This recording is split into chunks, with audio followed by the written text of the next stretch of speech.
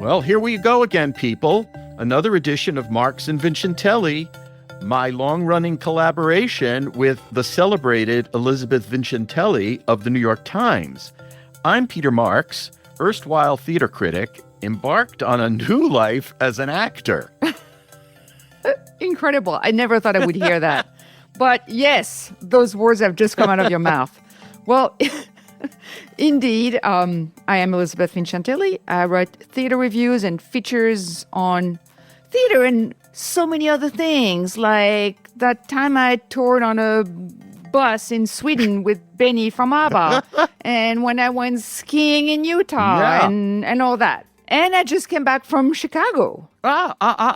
So that's why you weren't with us for the Tom Curtahy episode. Yeah, the logistics were a little complicated. Are you writing about the Windy City? Yes. And in fact, I believe, one of the stories is already out. Oh, it is? I wrote about Paranormal Activity, which is a new show at Chicago Shakespeare Theater. Oh. And my other one, which I can't say what it is, may actually be out by the time this podcast is released. And it's an interview with Tom Morello of Rage Against the Machine. You heard that right. Wow. Who has a musical out of The Goodman. Amazing. So I wrote about both. It was a whirlwind trip, but it was very, I had a great time. But we can talk about that a little later, right. Because now we have to introduce today's guest. Yes, we have a great guest for you with us today. You'll know him for certain if you saw the band's visit on Broadway. It was the winner in 2018 of 10 Tony Awards. Think of that, 10. 10. Yeah, including Best Musical, and also including one for our guest, Ari'el Stachel, who took home the prize for Best Supporting Actor in a Musical. Right. So Ari'el played Khaled, a trumpet player in a band from Egypt. The band is on a goodwill tour and ends up stranded in the wrong town in Israel after they completely got the name of the town wrong. And so he recounts that experience and a lot more about his life and his struggles in a new solo show called Other, which is it's autobiographical, and he wrote it and performs in it, and it's currently at the Greenwich House Theater in Manhattan's West Village off Broadway. And Ari's going to talk to us about, among other things, what compelled him to narrate for audiences the story of his journey toward self-acceptance in what, for me, was a raw, brave, emotionally revealing 85-minute show directed by Tony Taccone. Yeah, so he's very open about his dealing with this crippling anxiety that he's had all his life, that, among other things, leads him to colossal flop sweats. But he also talks about his heritage as a Yemeni Jewish American and the kind of narrow path that he's been pushed on by the entertainment complex in the U.S., where, it's okay to be hyphenated, but you can't have too many of those hyphens because then it really messes with people's minds. So, we're going to see if Other helps him break out of this mold. And just it's interesting to hear him talk about these various options and talking about something that actors often fear, which is anxiety and fright. And we'll wrap things up, as we are trying to do at each episode, with a few recommendations about what to see on stage these days. So welcome, Ari'el Stachel. We're happy to have you on Marx and Vincentelli. I've long been an admirer of your work, and getting a chance to grill you a bit about your work is pure pleasure. So Other is an intensely personal show for you. One senses that the minute it starts. And one of the things the show focuses on, which audiences will be surprised by, given the suaveness that you have conveyed on stage, that you've lived with a great deal of anxiety. And I think a lot of people can relate, obviously, to that particular condition. But tell us a little bit about why you wanted to relive that for people on stage. I think it's multifaceted. The first thing that comes to mind is that I hope I don't sound pretentious by saying this, but I really think of it as a service. When I first started to write it, I was encouraged after, it's not really that I was encouraged after the Tony Award, but my speech, a lot of people really resonated with me talking about these years hiding my identity. And so it felt like getting that validation gave me the courage, I think, to sort of try to write something and create something. And for the first 2 years, I was only focused on my identity. And I really wasn't even thinking that I would talk about my anxiety. And what's so funny is that when I first sat with who eventually became my director, Tony Taccone, I was wearing a beanie that almost covered my eyebrows because I was so terrified of sweating in front of this prestigious director. And I was talking to him about this triumphant experience I had as this Middle Eastern American who'd finally come into his power. But I was on 2 milligrams of Xanax just to get through the meeting, right? And Wow. so in our discussions over the 2 years, he kept asking me, why does the adult want to tell this story so much? Why are you so hung up on this kid who hit his dad? And in what I might call a confrontation between the creator and the director, he said, what does your character want? And he kept grilling me, and he said it over and over again. And at some point I blurted out, he wants to be less anxious. Mm. And when that came out of my mouth, he said, good, leave this rehearsal studio, write, and come back tomorrow. And I had 25 pages the next day. And that was where the narrator was born. It was a guy who was dealing with crippling anxiety and was trying to figure out how to get better. And that became this sort of dramatic motor for the show. And we started to understand that there was really this interplay between my anxiety and my identity. And all I can tell you is that when it came out, it felt truthful and it felt funny in some ways, surprisingly. And so it felt like it cracked people open in the small rooms, and that's why I did it. Mm. I was curious because you're talking about your anxiety and your identity, and in the show, you actually give a name to your anxiety. Yes. Yes. Like you call the anxiety Meredith. And so Yes. Meredith is both part of you, but also that's a way to treat Meredith, the anxiety, as something external, because you can say, Meredith was in the cab, Meredith did this and that. So how did that work for you in your head in terms of dealing with something that is really very much a part of you, but also kind of creating that external entity? It's a great question. I mean, so the truth is that I was a 5-year-old in therapy, and I was in cognitive behavioral therapy, and the therapist said, can you name it? And the first thing that came to my mind was Meredith, named after the stepmother in the film The Parent Trap, which I'd watched with my older sister in abundance. And that was sort of the personification of something that I thought was evil. And what I would say is really interesting is that the conversation in this country, and I think in the world, and certainly amongst young people, has really changed around mental health.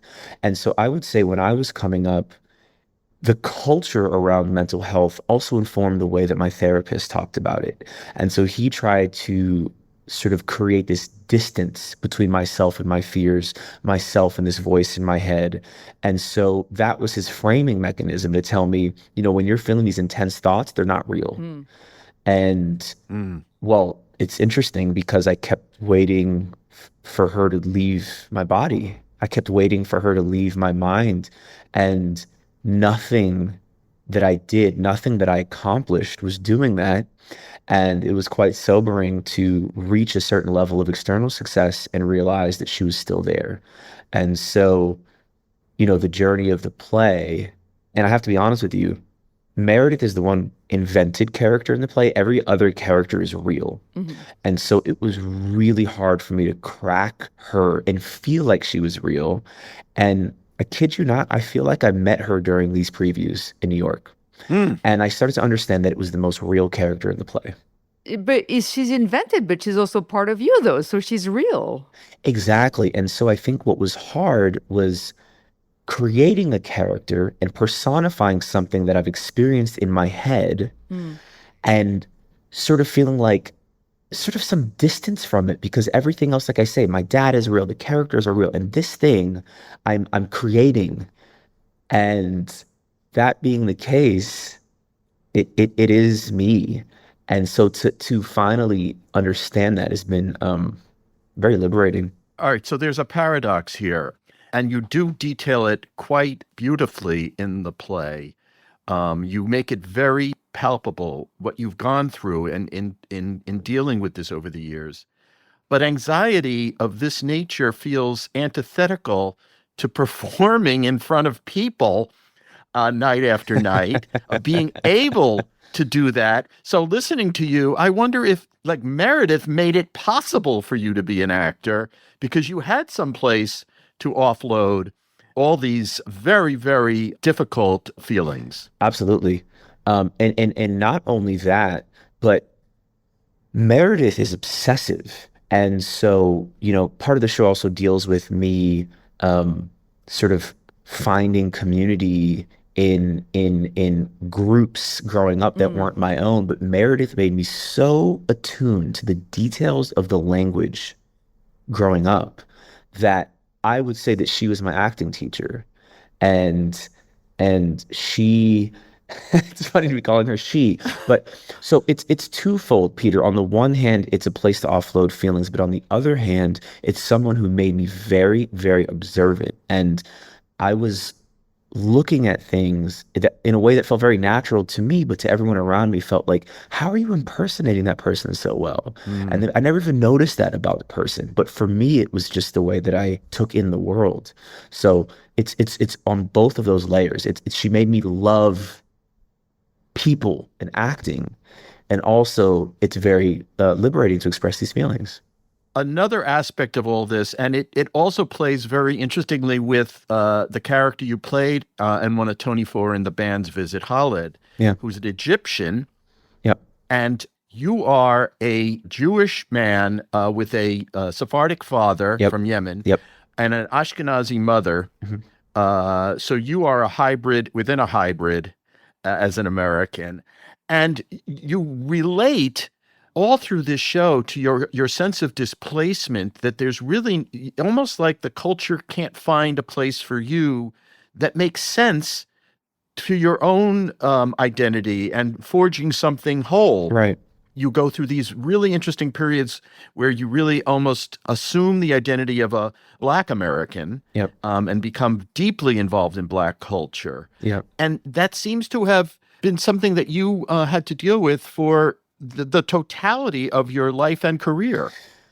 Yeah, and it still lives in me. I mean, going back to what I would say was the sort of seminal moment where I became aware of my racial identity was at 10 years old on 9/11. And I think, those are the sort of ages when people start sort of sitting according to their racial group in the schoolyard. And so it was a very intense moment to start being associated with the most evil force of the world, which is Osama bin Laden, right? But on the contrary, I go home and I say, Dad, are we Arab? And he, in his lived experience as someone who was raised in Israel, says, no, we're not. We're Jewish. Because his parents told him, growing up in Yemen, that they were Jews. They did not feel part of Arab culture. On the other hand, as an American, I am looked at as Arab. And my entire professional career has been in Arab roles. And my entire, middle school, high school experience was trying to avoid, in so many ways, Islamophobia, not anti-Semitism, Islamophobia. It was the fact that my brown skin made people think I was Muslim and associated with terrorism. And so the layers continue to unfold, because part of why I wrote this was because there was, when I got the band's visit, the sense of arrival. I'm playing a Middle Eastern character. This is a part of myself that I've been hiding my whole life. And yet I started to realize in the aftermath of the celebration that I was tricking myself. I was so desperate for belonging that I started to feel like, this is me. This is me. And I'm going to wave it like a flag. I am Middle Eastern. And the world said, not so fast, you're Jewish.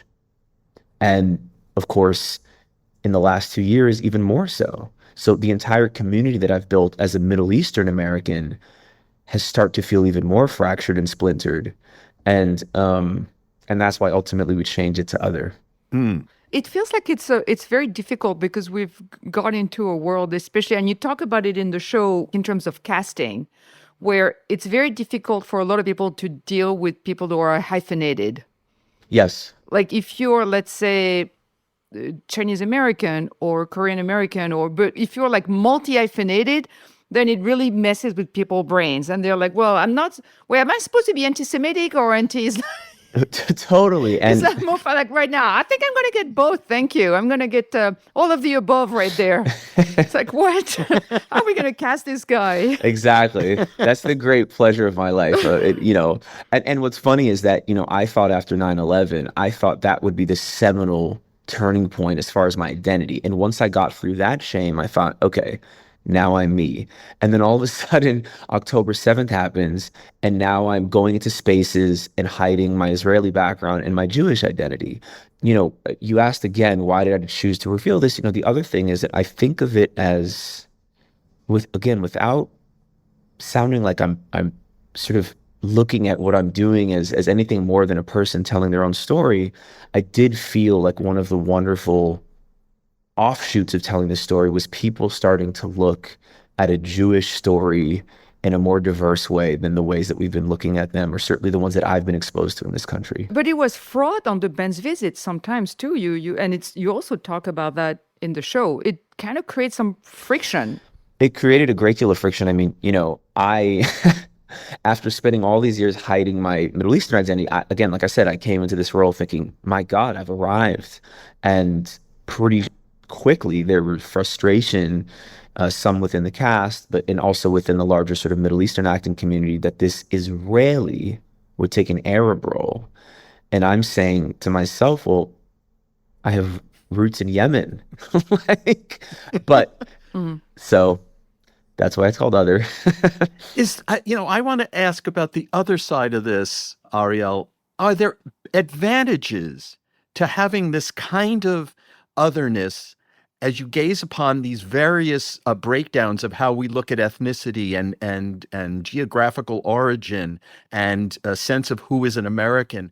Is there an advantage to being a person who has to go through these levels of self study, of having to really analyze who you are and see the way people react to you in these various guises? Is there some benefit to an actor and just to a human being to be in that situation? Absolutely, right? It's absolutely not all trauma. There is great joy, and one of the joys was being able to experience the world as both an insider and as an outsider. And so, even today, I spend a lot of time at this Yemeni coffee shop, and I don't tell them that I'm an Israeli Jew, but they look at me and they see me as brother. And so there's this sense of warmth and community and connection that I feel.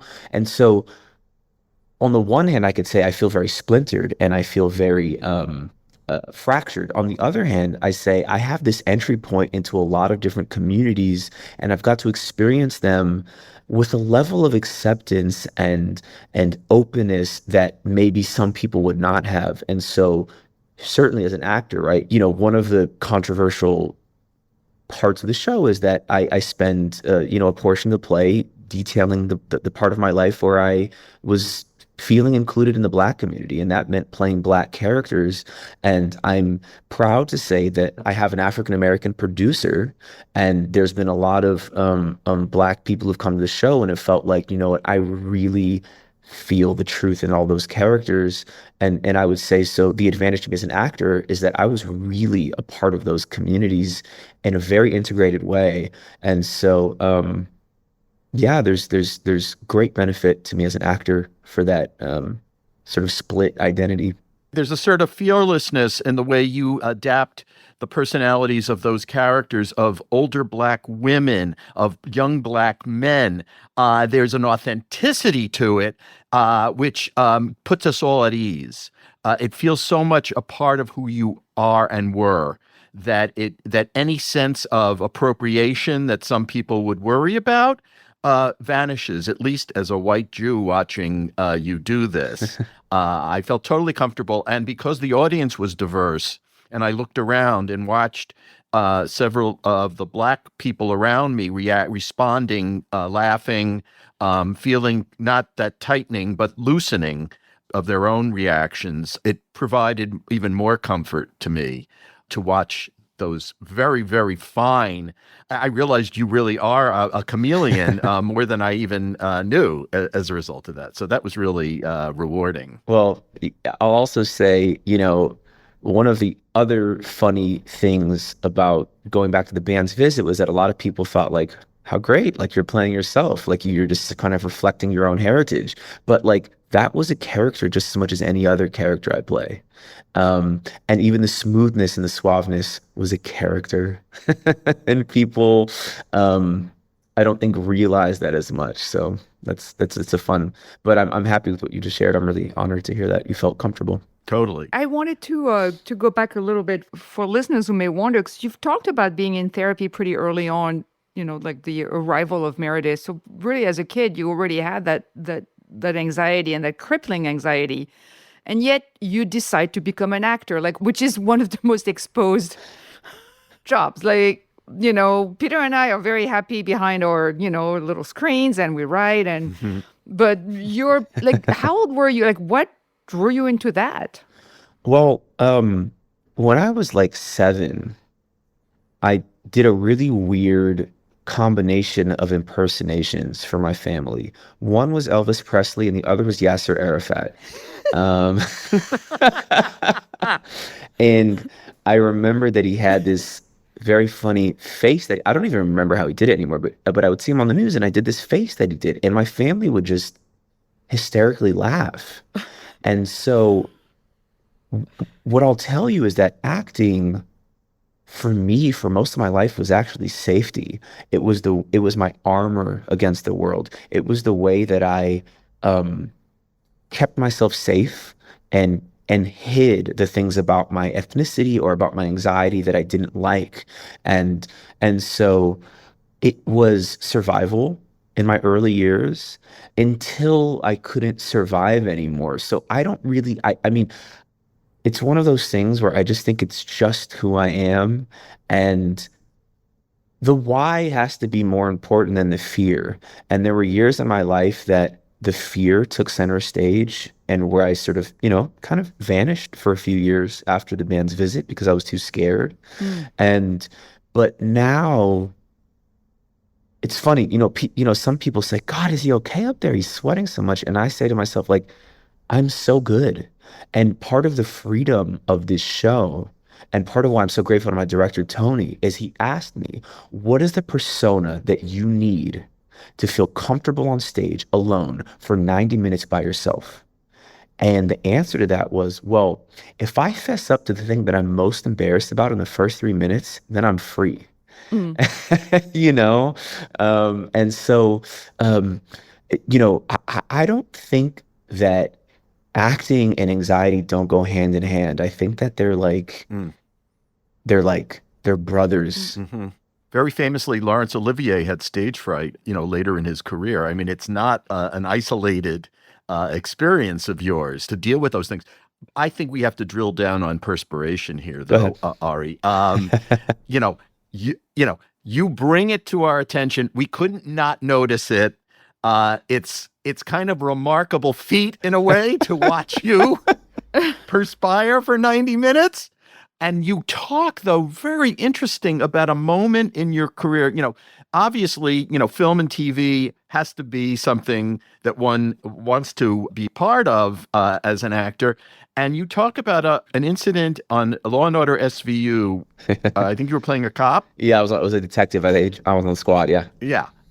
And maybe you should tell it, but it illustrates a challenge that I would not have imagined would have been in the gallery of things you'd have to worry about as an actor. But just take us through that scene where they couldn't go on because you were sweating so much. It's the most horrible thing. It's happened to me a couple times.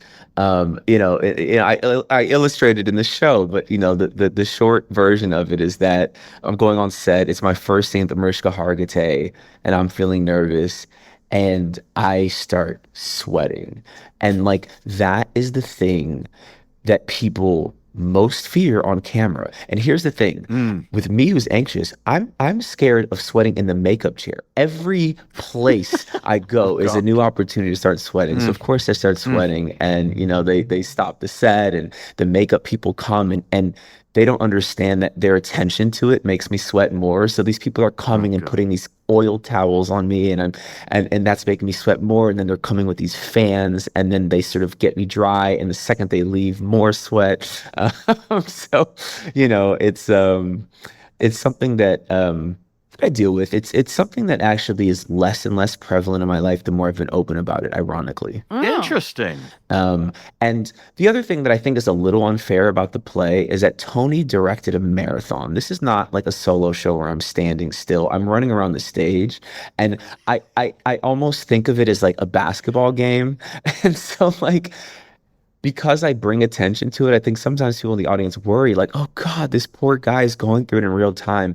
And the reality is, like, there's adrenaline, of course, but part of it is I'm just tired and I'm running. But you should complain to the writer about that, Ari. I will. Well, it's not just the writer, it's the director who decided that any little thing that I mentioned deserves running around the stage. So I'll complain to him and the director. But it's interesting, though, because I wanted to circle back to the idea of stage fright. Yeah. Because it's one of the most common questions for stage actors.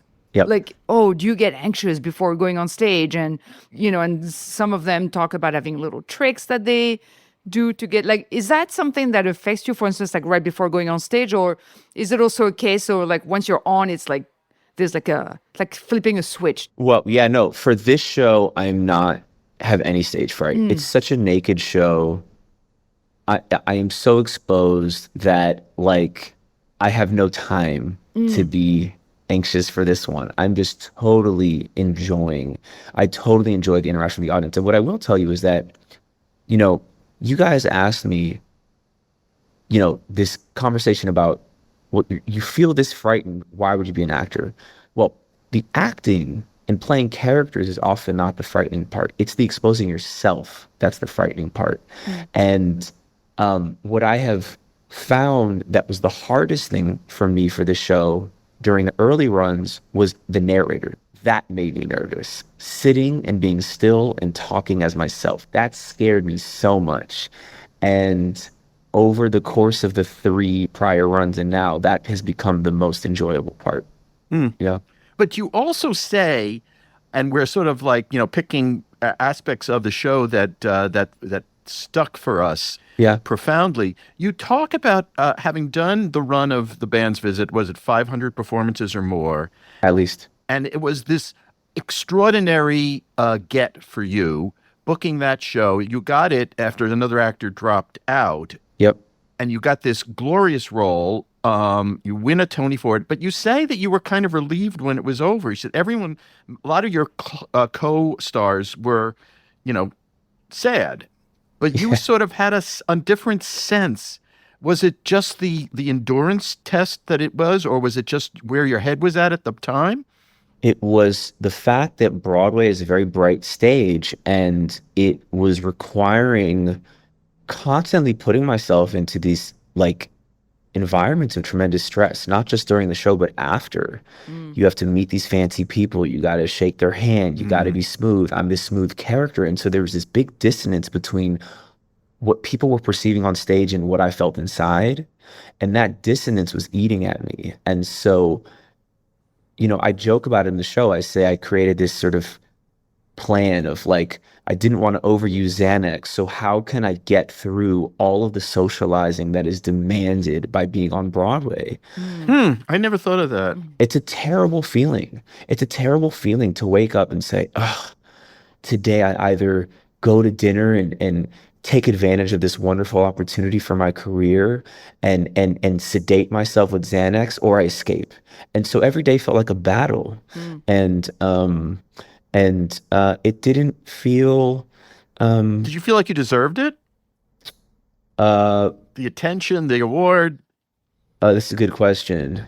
You know what? At times I did, and at times I didn't. There's this magical thing that happens sometimes with performing where your body takes over. And it's part of what I love about doing Other, and it's part of what I loved about doing the band's visit. When my body took over, I felt very powerful and very peaceful. But when your brain and when Meredith takes over, you start questioning yourself a great deal. And so you're sort of constantly fighting to Fascinating. free yourself from your frontal cortex and just be. And that at that time in my life wasn't easy for me to access. It's tricky too, because I think another pressure, and I really feel like the pressure of social media is enormous. I mean, we feel it just reading comments about stuff we write, and it can be pretty brutal. And Peter, you've been on the receiving end of that, and it's multiplied for actors. Is that something you kind of like that contribute to the anxiety? Like, are you able to block it out?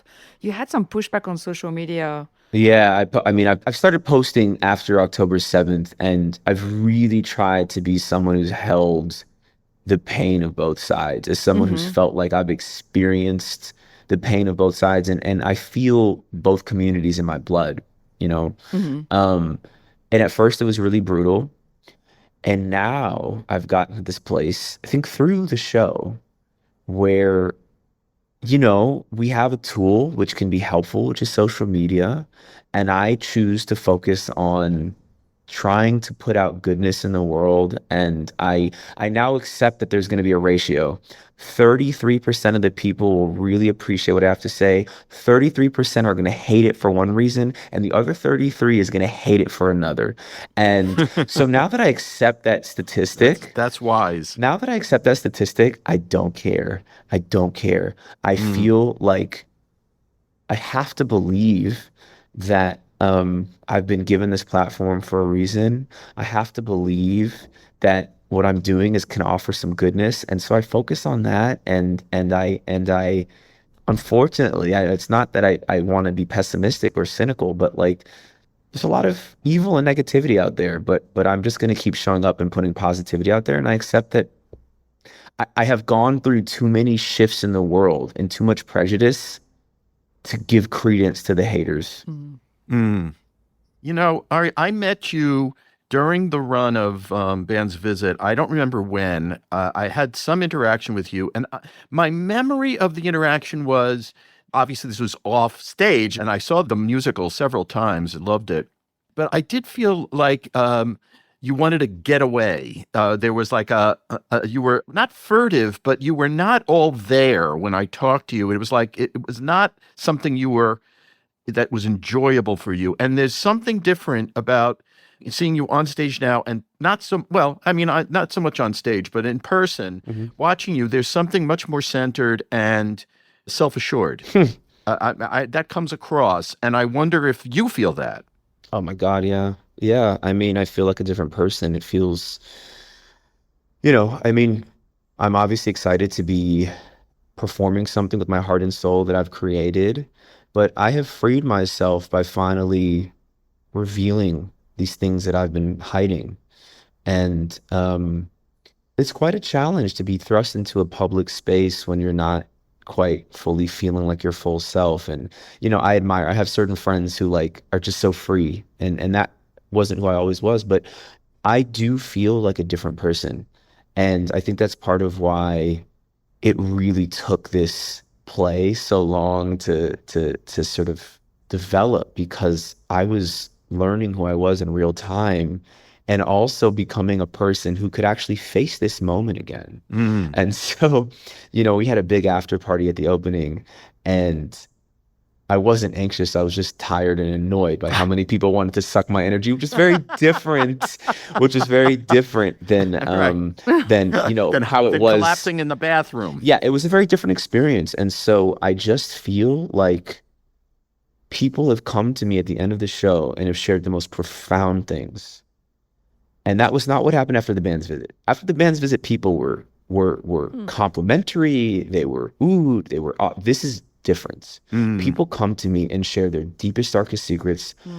I've had people who said, oh my God, you brought me back to when I hid my Japanese identity because my parents were in internment camps.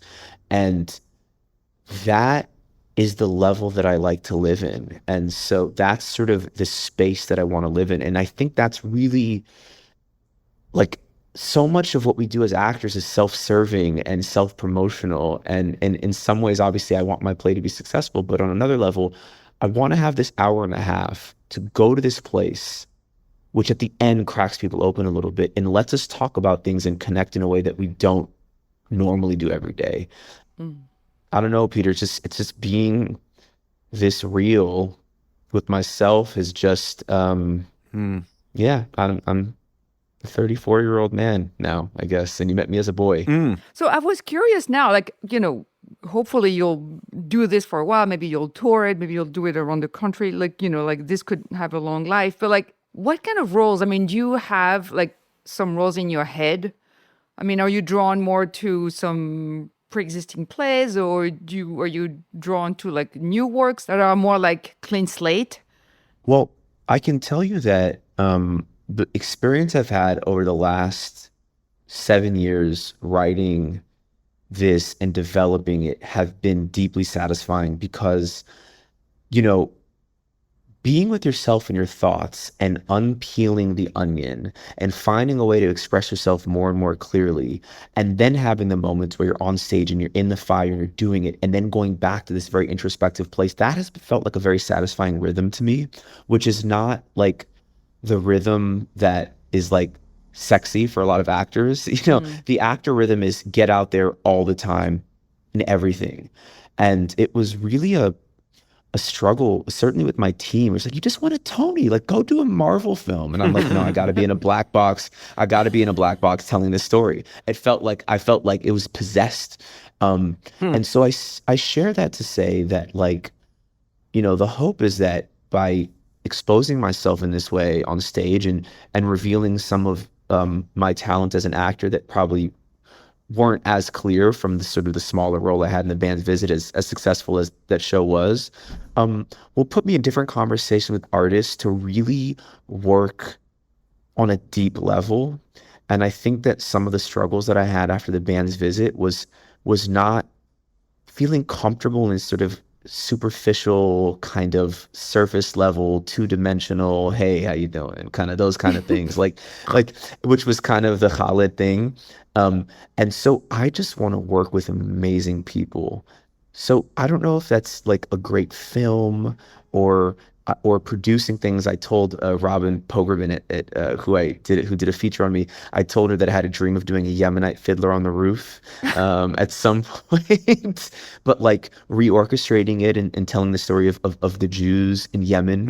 And so like I just right now I'm being led by my gut, and I just I'm very open. And right now I'm trying to be present because I've worked really, really hard to get this here. And so I would like to tour it and travel with it. And I think I also got a book agent. And so I just want to be using my brain in ways that are both helping me develop as a human and hopefully being of service to the world.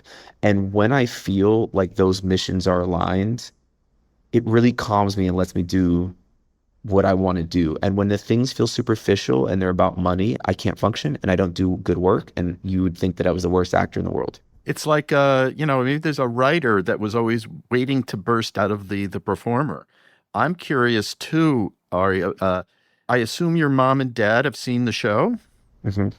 I mean, obviously you focus on your father quite a bit, and it's kind of wrenching to hear you and the amount of time that you spent hiding Yep. him from people. How did he respond to the show? I almost wish you were opening because he was there, and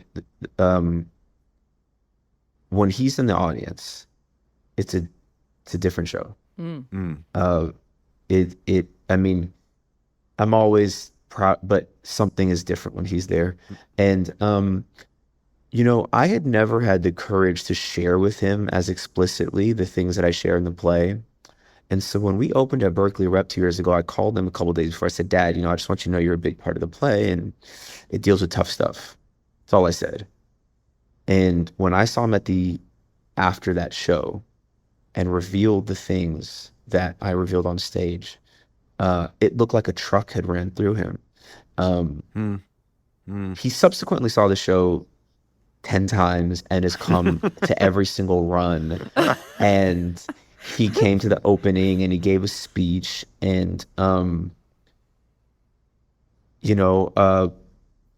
it is profound to share yourself with your parents, and for whatever reason it felt safer to do it on stage than it did interpersonally. And the one invented moment I have in the play is that conversation with him. That's the conversation I wish I could have had, but I only had the courage to do on stage. But it's also, I mean, for a culture that I felt sort of so simultaneously proud of and ashamed of growing up, to bring Yemenite music on stage and to portray my father and this person that for so many years I thought I could never integrate into the life that I wanted. I could never bring him into the world that I wanted to live and the career that I wanted to create is such an honor. And that it makes, this very small but mighty Yemenite Jewish and Mizrahi Jewish population feel proud. It's, I don't really have words for how much it means to me, but it means everything to me. I imagine that, a father watching his son do this, it's like the thing that comes to mind is not so much, oy vey, what is he saying? It's, that's my boy. Yeah, he says that. And LaShawn's invited him to speak at the opening. And She's a producer. He just came on stage and I just fell into his arms. I couldn't listen to him without, crying. So I think he feels pride. And, the other thing that I'll say is that there's certain things about me and my complexity and my experience that he'll never get, he grew up in a very different reality. He's confident in his identity. He never had an issue with it. And so for him to really understand what I navigated as the second generation son of an immigrant, still he can't fully understand or grasp, but he respects it and he appreciates it. Well, listen, this has been a wonderful conversation. And also, I think the first time someone on our podcast said, I really want to use my brain next. So that's, I feel like this is a great addition to our canon. A first. So, first. I listened through a lot. I have to tell you, it's I respect both of you so much. I mean, you guys are I was sort of geeked out. I think is it Theater Talk? Am I right? Oh my God, yeah. Okay. Yeah. So the fact that I was invited to be here is a great honor. And I respect the years that you guys have put into thinking about theater and oh my God, thank you. And explaining it to people and making it a part of culture. So I really, really appreciate being here. Oh my gosh, thank you. Well, we're happy to have you as part of the Pantheon, yes. Aries. So thank you for being here. Thanks. And we wish you the best with the show. The show is called Other. It's at the Greenwich House Theater through December 6th. Wow, that I was very impressed actually that Ari'el was not sweating as we talked to him. He must have been really relaxed.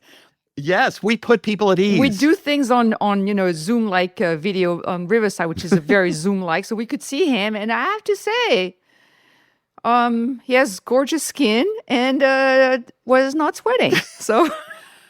Yeah, and no, there was no hand that reached over and patted down his forehead or anything like that. He was calm, cool, and collected. Yes, and has a sumptuous voice, as I'm sure our listeners just heard.